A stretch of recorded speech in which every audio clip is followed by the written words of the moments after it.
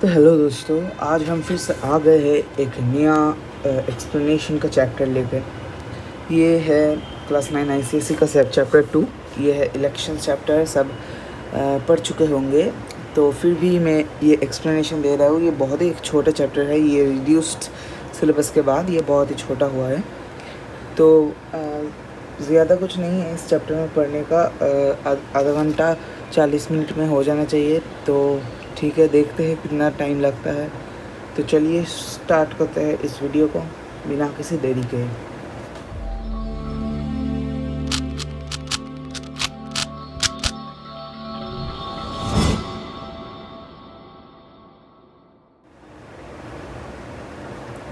अब देखिए, इलेक्शंस क्या होता है, इलेक्शंस क्यों होता है, ये सब क्वेश्चन हमारे माइंड्स में आता है।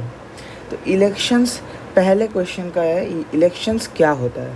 तो इलेक्शंस होता है मतलब जब कुछ लोग और मतलब कुछ रिप्रेजेंटेटिव्स को चूज़ करते हैं गवर्नमेंट जो होता है उसमें रिप्रेजेंट करने के लिए अपनी तरफ से, वो होता है इलेक्शन। सोचिए, एग्जाम्पल से हमेशा समझना चाहिए। तो सोचिए कि आपके स्कूल में एक ग्रुप बना है, ठीक है। एक ग्रुप है जिसमें आप हो और 10 लोग हैं, ठीक है। तो उसमें एक लीडर चाहिए आपके लिए।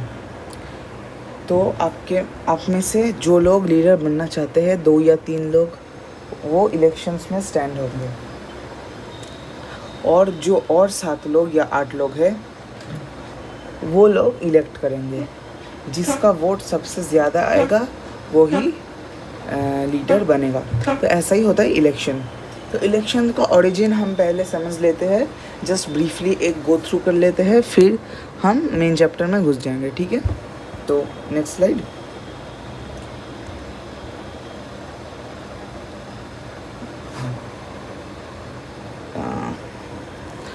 तो what origin of elections? So elections came from the Latin words e, meaning out of, and elect meaning chosen from. तो एक लैटिन वर्ड था, 2 लैटिन वर्ड था, लेटर ई जो एक लैटिन वर्ड था, वो उसका मतलब था आउट ऑफ, और इलेक्ट मतलब चोजन फ्रॉम। तो इससे हम समझ सकते हैं कि इलेक्शन मतलब क्या होता है। तो chosen out of some people. आप यहाँ पर जो इमेज देख सकते हैं, यहाँ ये वाला, तो ये आप देख ही सकते हैं कि एक लोग, ये है एंशियंट, ये है एंशियंट रोम का एक इमेज कॉइन, ठीक है। ये वाला, ये आप देख ही सकते हैं कि ये कुछ ये बकेट में डाल रहा है। ये तो ये क्या है, मैं बताता हूँ। ये है एक पेपर जिसमें जिसको एक बकेट में डाला जा रहा है। एक लोग इस पेपर को बकेट में डाल रहा है। क्यों? क्योंकि इस इधर एक 2 चीज़ हो सकता है, ठीक है।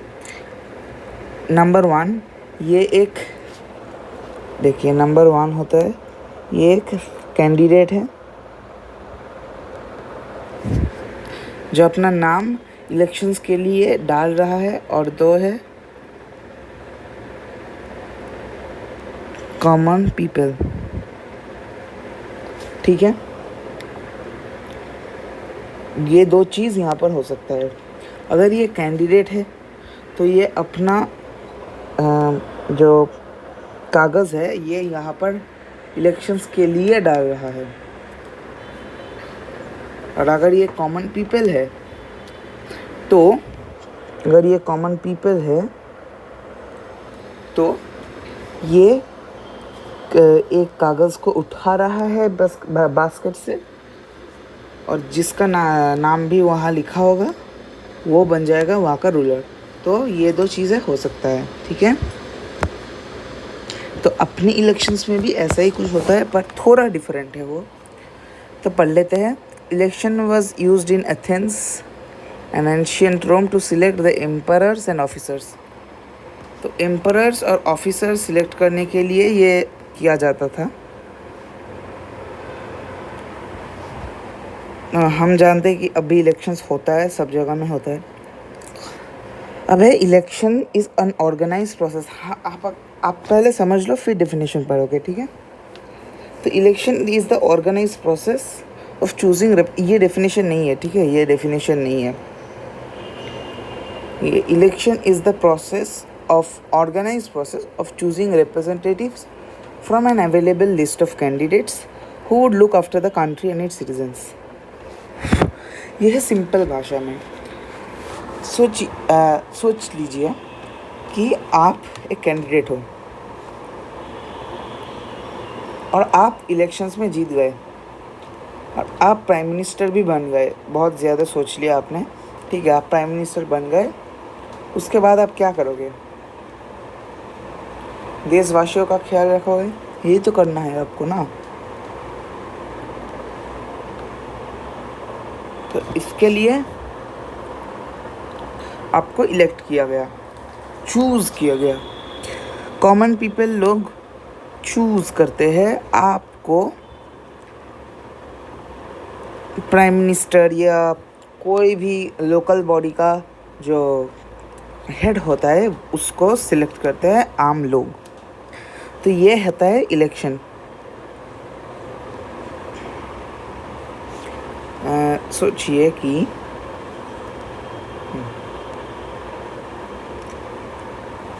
आप ये हैं, आप है पर्सन ए और 4 लोग हैं, ठीक है,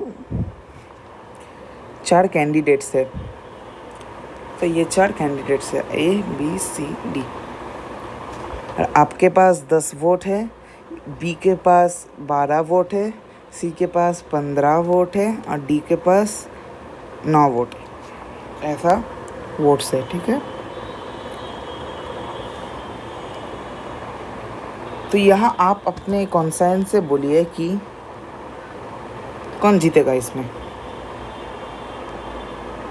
ऑफ कोर्स सी जीतेगा, क्योंकि उसके पास सबसे ज़्यादा वोट्स हैं, सबसे ज़्यादा वोट्स है उसके पास। और आप तीनों हार जाएंगे। अब आप सोचिए कि आप ए है, बी है, सी है, डी है। ये हम पहले ही बोल दे रहे हैं क्योंकि आपके पास 10, बी के पास 10, सी के पास 9, डी के पास 8। तो ये दोनों तो हार जाएंगे, क्योंकि ये दोनों हार जाएंगे और आपके बीच में लड़ाई होगा। और शायद कितना है टोटल वोट्स? टोटल है 20 + 9 29 37 वोट्स है। इसमें से कुछ लोगों को चुना जाएगा, नहीं कुछ लोगों को नहीं, सब लोग ही रहेंगे। आप उन लोगों के पास जाएंगे, बी उन लोगों के पास जाएगा, ठीक है। और वो वोट करेगा आप दोनों में से एक को। सोचिए 37 है ना, तो आप उसको 2 से डिवाइड कर लीजिए। कितना होता है? 18 + 1, 18 और 19। आपको मिला +19 वोट्स और बी को मिला +18 वोट्स। तो आप जीत जाएंगे, ठीक है, क्योंकि आपके पास टोटल वोट्स कितना है? 29, डी के पास 28। तो आप ही जीत जाएंगे। तो ये होता है वोटिंग का कॉन्सेप्ट, ठीक है। अब डेफिनेशन देखते हैं। Election is the organised process in which people vote to choose the people who shall represent them in the parliament। तो ये इंडिया के बाद किया गया है। इसमें इंडिया का नहीं, वो सब कंट्रीज़ का, डेमोक्रेटिक कंट्रीज़ का होता है ये। आपका पार्लियामेंट तो हम सब जानते हैं, पार्लियामेंट हाउस जो होता है वो पार्लियामेंट नहीं है, ये वाला। पार्लियामेंट एक ग्रुप है, ठीक है। गवर्नमेंट में एक ग्रुप है पार्लियामेंट। तो पार्लियामेंट मतलब पूरा गवर्नमेंट को ही हम बोल सकते हैं, पूरा गवर्नमेंट एक पार्लियामेंट है। तो election is the organised process, मतलब ऑर्गेनाइज्ड बहुत इम्पोर्टेंट है भाई, इसको सिर में घुसा दो। ऑर्गेनाइज्ड प्रोसेस, अगर ये नहीं लिखोगे तो 10 नंबर कट जाएंगे, मतलब जितना नंबर रहेगा तो कट जाएंगे।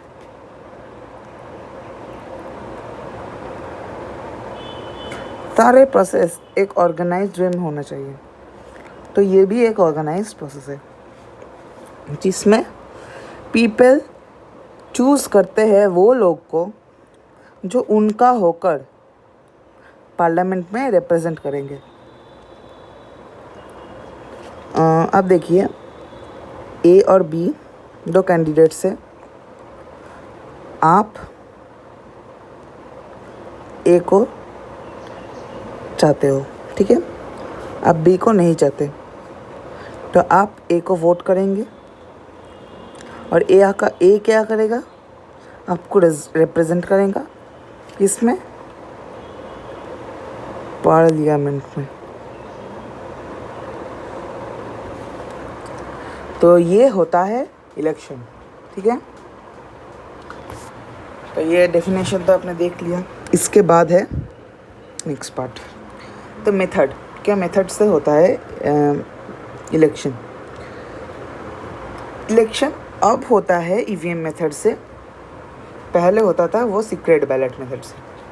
तो पहले हम सीक्रेट बैलेट मेथड को थोड़ा सा समझ लेते हैं, उसके बाद हम ईवीएम मेथड में चले जाएंगे। वो भी ये नहीं है सिलेबस में, पर हम फिर भी बोल रहे हैं क्योंकि ये जानना ज़रूरी है, क्योंकि आप जब बड़े हो जाओगे तब ये लगे कि या ना लगे कोई परवाह नहीं, पर अब तो लगेगा। 18 साल का जब हो जाओगे तब लगेगा। तो अब होता है ईवीएम से, पहले होता था सीक्रेट बैलेट मेथड से। तो सीक्रेट बैलेट मेथड क्या होता था, एक पेपर रहता था, ठीक है, इसमें नाम लिखा होता था, पार्टीज़ का नाम और पिक्चर रहता था।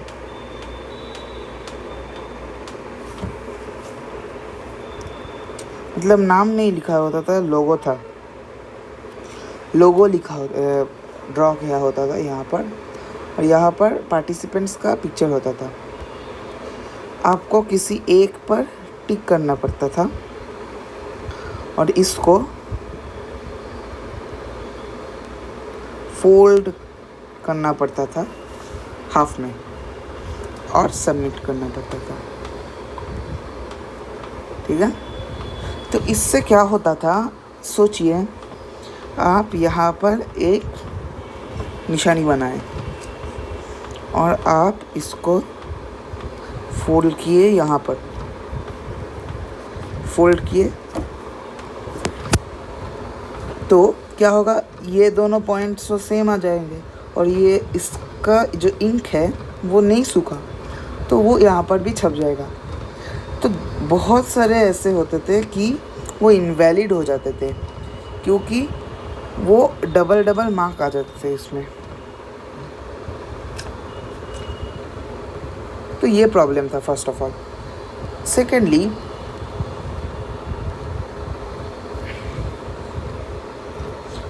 क्या होता था, अगर कोई चोरी कर ले उस पेपर को, किसी भी पेपर को, और वो कोई पर्टिकुलर पार्टी का हो, तो वो पार्टी को जाकर बता देगा। और वो पार्टी क्या करता था, कुछ लोगों को तो मार भी देता था, मतलब किल कर देता था, ठीक है, क्योंकि उसने उसको वोट नहीं दिया इसलिए। तो ये सब बहुत केसेस हुए, तो इसलिए सीक्रेट बैलेट को नहीं किया जाता, और तो ये कैंसिल हो गया। अब आया ईवीएम। तो ईवीएम मेथड क्या है, आप पीछे जो मशीन देख सकते हैं वो है ईवीएम मशीन, पीछे ये वाला, हाँ यही है ईवीएम मशीन। हाँ, इसमें आप देख सकते हैं कि यहाँ पर पार्टी का नाम लिखा हुआ है, यहाँ पर लोगो है और यहाँ पर बटन है। ठीक है। तो ये जब भी आप कुछ कोई एक बटन को दबाओगे, सोचिए आप इस बटन को दबाए तो ये पार्टी का नाम है, तो यहाँ पर वो लिख कर आएगा कि आपने इस पार्टी का नाम चूज़ किया, तो आप इंटर मार दोगे और वो सेव हो चला जाएगा। तो ये है सीक्रेट बैलेट, ठीक है, मतलब ईवीएम मशीन। तो मेथड तो क्लियर हो गया है सब लोग को। तो नेक्स्ट स्लाइड। अब आता है टाइप्स ऑफ इलेक्शंस। ये है एक सोचने का चीज़। 3 टाइप का इलेक्शंस होते हैं। मेन है जनरल इलेक्शंस, उसके बाद आता है बाई इलेक्शन, उसके बाद मिड टर्म इलेक्शन। तो मिड टर्म इलेक्शन कैंसिल है। क्यों है कि अब ये है ज़्यादा टर्म यूज़ नहीं किया जाता, अब जनरल इलेक्शंस ही है। मिड टर्म भी जनरल इलेक्शंस ही है अब, ठीक है। तो मिड जनरल इलेक्शंस क्या है देख समझते हैं उसको।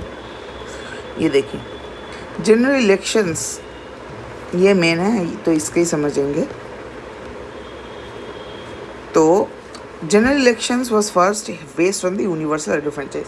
तो अब भी यूनिवर्सल एडर फ्रेंचाइज में ही होता है, पर आपका एज ये देखो 21 ईयर्स तब का एज था, पर अब है 18 ईयर्स। हम आप सब लोग जानते ही होंगे 18 ईयर्स है आपका एज। अब का एज पहले था 21 ईयर्स टिल 1989, ये था 21 ईयर्स, अब हो गया है 18 ईयर्स। पहला जनरल इलेक्शंस कब हुआ था? 1952 में, मतलब रिपब्लिक डे का 2 साल बाद। उसके बाद 5 साल के बाद होता है हर जनरल इलेक्शन, ठीक है। हर इलेक्शन ही 5 साल बाद होते हैं। तो 1952 के बाद 1957 में नेशनल सेकेंड जनरल इलेक्शंस हुआ। तो ये दोनों को क्यों जनरल इलेक्शंस कहा जाता था? फर्स्ट ऑफ ऑल ये साइमल्टेनियस इलेक्शंस था of both the Lok Sabha as well as the legislative assemblies.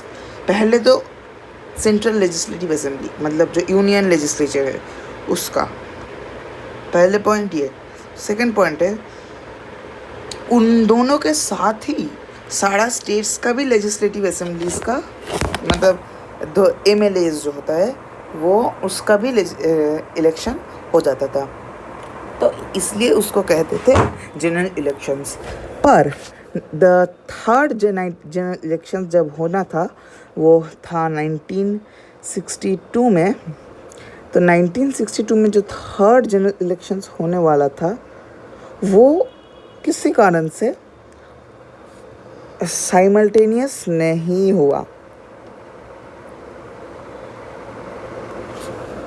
तो इसलिए वो कुछ कारण से मॉनेटरी प्रॉब्लम से वो कुड नॉट बी साइमल्टेनियस लिखा हुआ है, आप देख सकते हो। तो ये ही था मेन रीज़न कि वो अभी भी जनरल इलेक्शंस ही कहा जाता है। वो अभी भी क्यों जनरल इलेक्शंस कहा जाता है? क्योंकि वो एक ट्रेडिशन हो गया था कि लोकसभा का इलेक्शन मतलब ही जनरल इलेक्शंस होगा। तो इसलिए अभी भी लोकसभा का इलेक्शन को जनरल इलेक्शंस ही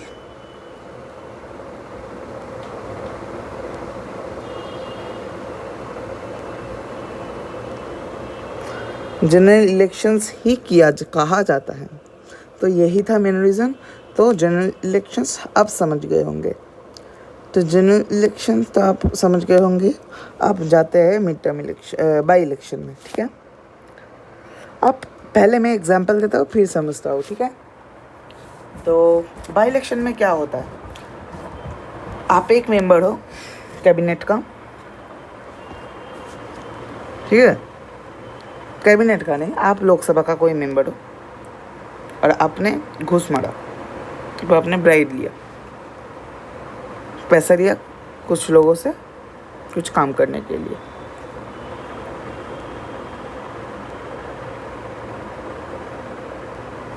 तो ये होता है बाई इलेक्शन, मतलब ये नहीं होता है तो आप डिस्क्वालीफाइड हो जाओगे, श्योरली आप डिस्क्वालीफाइड हो जाओगे क्योंकि आपने कॉन्स्टिट्यूशन का रूल वायलेट किया, वो जो कहता है कि ब्राइब लेना नहीं चाहिए, ठीक है। तो इस तरह से आप डिस्क्वालीफाइड हो जाओगे। तो आपका सीट वैकेंट हो गया, आपका सीट में कोई नहीं है, तो आपका सीट में कौन बैठेगा? कोई आप सोचो कि आप फाइनेंशियल मिनिस्टर हो, ठीक है, तो आपके सीट में तो किसी को बैठना चाहिए ना, या फिर तो फाइनेंशियल चीज़ों का काम कौन करेगा, हैं, वो है। तो आप डिस्क्वालीफाइड हो जाओगे और आपके जगह में कोई और बैठेगा। तो कोई और जो है वो डिसाइड होगा बाई इलेक्शन से।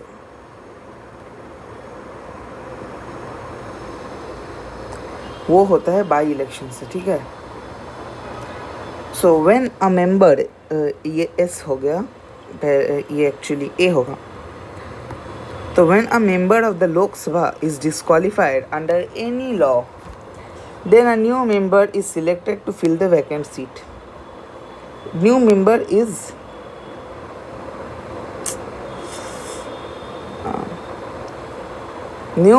is selected नहीं होगा, ये elected होगा, ठीक है, elected to fill the vacant seat.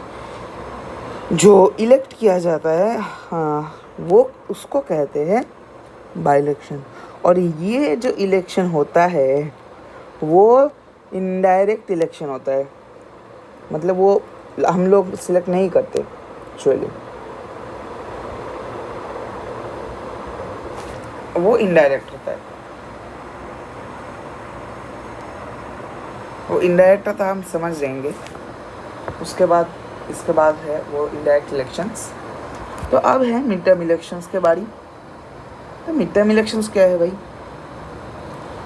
तो जब इंटायर लोकसभा ही डिस्क्वालीफाइड हो जाता है, सोचिए प्राइम मिनिस्टर ही डिस्क्वालीफाइड हो गया किसी कारण से, बहुत बार हुआ है ये, 2-3 बार हुआ है। तो मतलब 6 महीने के अंदर एक इलेक्शंस किया जाता है कि नया लोकसभा फॉर्म करने के लिए, तो उसको कहते हैं mid term election.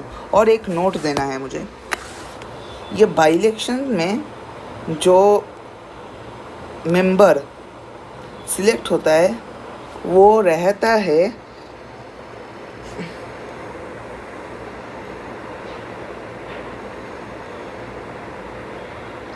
Only for the unexpired time of the house. जब वो हाउस का टर्म, लोकसभा का टर्म एक्सपायर हो जाएगा, तब वो भी बाई इलेक्शन में जो आ रहा था वो भी चला जाएगा, वो अपना टर्म फुलफिल नहीं करेगा। तो मिड टर्म इलेक्शन जो मैंने बोला, तो जब लोकसभा पूरा डिसॉल्व हो जाता है तब मिड टर्म इलेक्शंस होता है। तो इसको हम मिड टर्म इलेक्शन नहीं बोलते हैं पर जनरल इलेक्शन ही बोलते हैं, क्योंकि ये तो जनरल मतलब लोकसभा का ही इलेक्शन है ना। तो इसको मिड टर्म इलेक्शन क्यों बोलेंगे? तो इसको भी हम जनरल इलेक्शन ही बोलते हैं। तो नेक्स्ट स्लाइड प्लीज। अब है इंटरेस्टिंग सा चीज़, एक डायरेक्ट इलेक्शन और इनडायरेक्ट इलेक्शन। अब डायरेक्ट इलेक्शन क्या है? Next page. आप डिफरेंस से समझ जाओगे, मैं समझा दूंगा। तो डायरेक्ट इलेक्शन आप देख सकते हैं, पहला ही डेफिनेशन, मतलब मीनिंग बोल सकते हैं, पूरी डेफिनेशन तो नहीं बोल सकते क्योंकि ये पूरा डेफिनेशन नहीं है, तो मीनिंग बोल सकते हैं, ठीक है। तो डेफिनेशन कर दीजिए, द मीनिंग। तो डायरेक्टली सिंपल कॉन्सेप्ट समझिए, the citizens directly elect the representatives, और इनडायरेक्ट में citizens do not directly elect the representatives. ये तो बहुत आसान है क्योंकि वर्ड में ही आंसर है, वर्ड में ही answer. Directly elect, do not elect directly elect, do not elect. तो इसमें तो सिटीजन डायरेक्टली इलेक्ट करता है, तो बीच में तो कोई नहीं रहता, तो नो इंटरमीडिएट बॉडी। ये हो गया, मतलब नो इंटरमीडिएट मतलब बीच में, इंटरमीडिएट मतलब बीच में, ठीक है। तो नो इंटरमीडिएट बॉडी मतलब बीच में कोई नहीं आता। और इसमें मतलब इनडायरेक्ट में तो citizens do not directly elect, तो कोई और इलेक्ट करेगा, सिटीजन्स नहीं, मतलब सिटीजन्स तो ऑफकोर्स है, मतलब कॉमन पीपल। ये सिटीजन्स काट कर कॉमन पीपल कर लीजिए।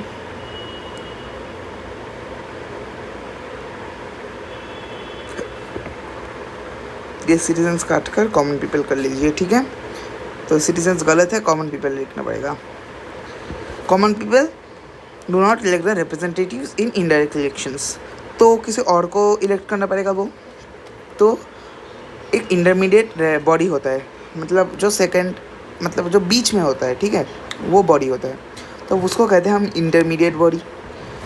तो ये क्या करता है, वो फाइनल जो मेंबर्स होते हैं उसको चूज़ करते हैं। तो these function in choosing the final representatives. ये बहुत ही, मतलब जो बॉडीज़ ज़्यादा काम नहीं करते, वो उसको सिलेक्ट करने के लिए इनडायरेक्ट इलेक्शंस किया जाता है। जैसे सोच देखिए, राज्यसभा, राज्यसभा का काम है पर बहुत ही, मतलब उतना भी ज़्यादा नहीं।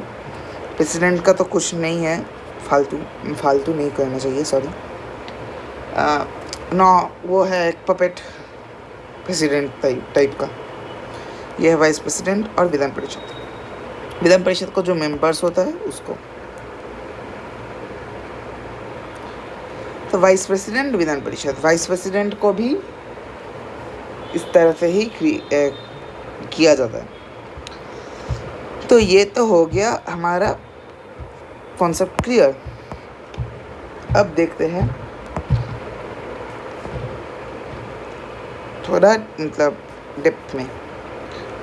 तो इसमें देखिए नंबर ऑफ वोटर्स, देखिए कि कैसे डायरेक्ट में सारे इंडिया के लोग वोट कर रहे हैं। तो सारे इंडिया में कितने लोग हैं, 150 करोड़ लोग हैं सारे इंडिया, पूरा इंडिया में। और वो MLAs MPs ये जो है वो कितना है, बोलो जल्दी बोलो, कितना है। तो वो है बहुत ही कम। सोचिए कि 10,000 या 20,000, मैक्सिमम 1 लाख तक होगा, उससे ज़्यादा तो नहीं होगा। और 10 लाख भी हो जाए उससे ज़्यादा नहीं होगा। तो कौन बड़ा है? ऑफकोर्स भाई डायरेक्ट इलेक्शन का वोटर ही ज़्यादा है, बहुत ज़्यादा है, बहुत गुना के ज़्यादा है। कितना ज़्यादा है? 1000 गुण ज़्यादा है, ठीक है, 1000 टाइम्स से ज़्यादा है। तो 1500 टाइम्स से ज़्यादा है। बहुत एक्साइटमेंट हो गया। तो देखते हैं। तो इसलिए हम बोल रहे हैं कि number of voters is usually very large, number of voters are comparatively much smaller then in direct elections. ये आपने समझ गए होंगे, ठीक है। अब नेक्स्ट स्लाइड में, अब इसमें कुछ ज़्यादा नहीं है। तो इलेक्शन कमीशन पहले फर्स्ट टाइम बना था क्या, 1950 का, जनवरी 1950, ओके। तो इलेक्शन कमीशन फर्स्ट बना था जनवरी 1950 में। तो कॉन्स्टिट्यूशन क्या कहता है?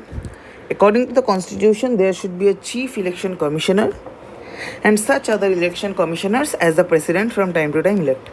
मतलब प्रेसिडेंट टाइम टू टाइम जितना इलेक्शन कमिश्नर इलेक्ट करेगा वो है, उतना है रहता है इलेक्शन कमिश्नर्स, ठीक है। तो CEO यहाँ पर इसका मतलब है chief election commissioner, sorry CEO नहीं, सॉरी, तो छोड़ दीजिए CEO को।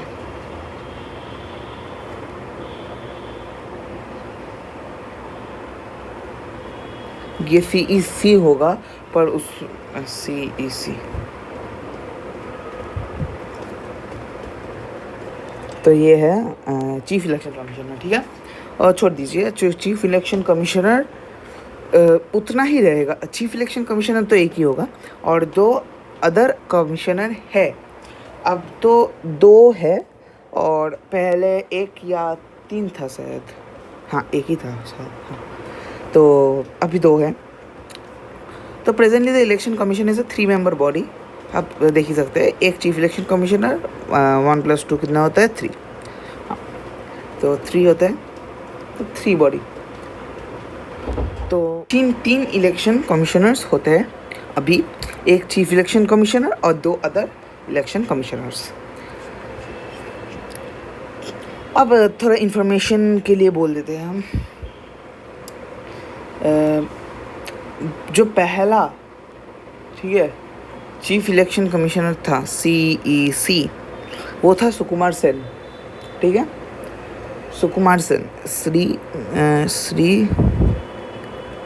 सुकुमार, वो कहाँ से कितना तक फॉर्म किया था 1950 से टू 1958। 1950 का 21 मार्च और 1958 का 19 दिसंबर, ठीक है। तो ये था फर्स्ट। तो ये ही हमारा चैप्टर ख़त्म हो जा रहा है। तो आप देख ही सकते हैं कि इतना छोटा चैप्टर है ये। तो फिर से एक बार स्लाइड्स दिखा देता हूँ हम, ठीक है। ये first slide, second slide, third slide, fourth slide, fifth slide, sixth, ये नहीं हुआ लिखा है, ठीक है। ये नहीं हुआ। इसके बाद आता है ये 6th स्लाइड, अब है 7th स्लाइड। तो ये है, ये लिखा है कॉमन पीपल, ये है मेंबर्स और ये है मीनिंग, ठीक है। ये तो देख ही सकते हैं आप, चीफ इलेक्शन कमिश्नर लिखा है और ये जनवरी 1950। तो हो गया, हमारा चैप्टर ख़त्म हो गया। अब देखिए, ये चैप्टर तो ख़त्म हो गया, पर फर्स्ट चैप्टर का थोड़ा पार्ट अभी बाकी है। वो मैं ऑलरेडी डाल दिया है, वो पार्ट 2 कह के मैंने डाला है। वो यूट्यूब में सर्च करना, स्टडी क्रेज़ हिस्ट्री चैप्टर 1, आपको मिल जाएगा। तो ठीक है, चलिए आज के लिए इतना ही, और लाइक शेयर सब्सक्राइब कर दीजिए प्लीज़। मुझे भी थोड़ा हेल्प तो मिल जाएगा, मेरे पास अभी स्टाइलस भी नहीं है। ठीक है, चलो stylus word sorry like share subscribe please. और चलिए यहाँ पर ये वीडियो एंड करते हैं। जो